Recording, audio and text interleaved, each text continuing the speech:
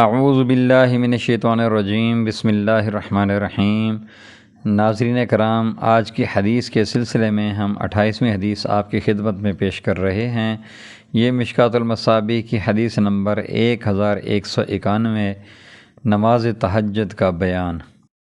اللہم صلی علی محمد النبی الامی وعلی آلہ وسلم تسلیما کثیرا کثیرا۔ حضرت عائشہ صدیقہ رضی اللہ تعالی عنہ بیان کرتی ہیں، نبی کریم صلی اللہ علیہ وآلہ وسلم رات کو وتر اور فجر کی 2 رکعتوں سمیت 13 رکعت نماز تہجد پڑھا کرتے تھے۔ رواہ مسلم۔ مشکوٰۃ المصابیح 1191، نماز تہجد کا بیان۔